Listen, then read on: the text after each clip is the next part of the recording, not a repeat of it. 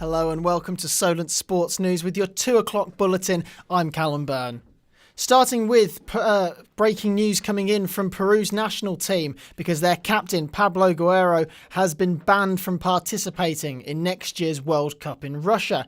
It's been announced by FIFA today that the 33-year-old has been given a 1-year ban for taking cocaine. This will be a huge blow for Peru as the player has scored 32 goals in 86 appearances for his country. Premier League games will be played on a Saturday night for the first time from 2019. 8 matches in the prime-time TV slot are up for grabs when the broadcasters bid for the rights to show the 200 fixtures, 32 more than the current deal. This is just one of 7 packages on offer.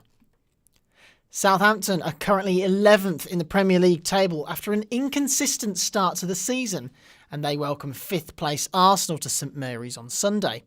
Cedric Soares remains out with a hamstring injury, while Arsene Wenger will recall his big guns who were rested in midweek.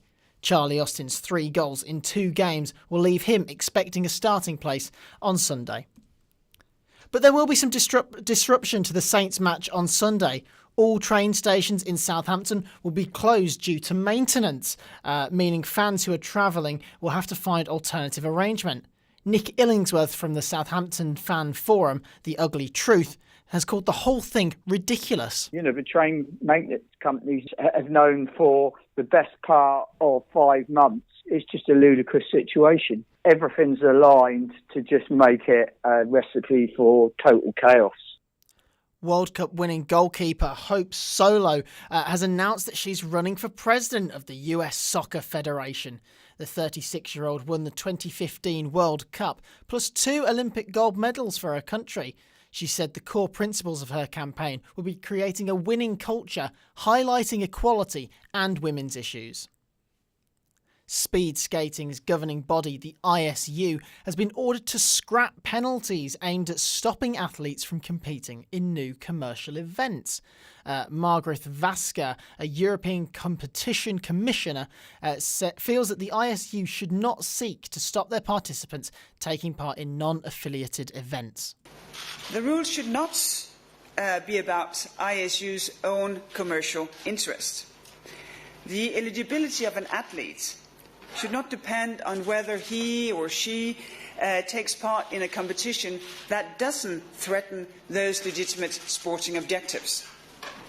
Germany's Jacqueline Lolling has taken gold in the Skeleton World Cup in Winterberg. In Germany, her first victory on home soil. Britain's Lizzie Yarnold finished 13th overall, 1.9 seconds off the lead after bad weather impacted on her first run. Her teammate Laura Dees was in 7th. The England manager Gareth Southgate has claimed he will not hold his players back from playing free-flowing football at next year's World Cup in Russia. The draw for the group stage of the tournament was made a week ago, where his side were drawn against Belgium, Tunisia and Panama.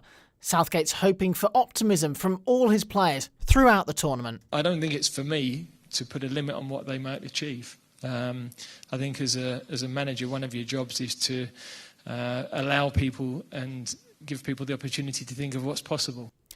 In the Ashes, an England all-rounder Moeen Ali is confident that he'll be fit enough to compete for the rest of the series in Australia. He barely bowled in the second test due to needing stitches in his finger following an injury picked up during the first test.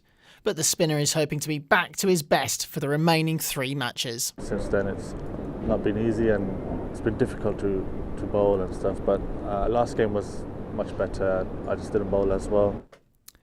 Some local cricket news now, and Tom Scriven is an all-rounder for Hampshire's County Academy. He's performing well for the England under-19s at the Tri-Nations Series in South Africa.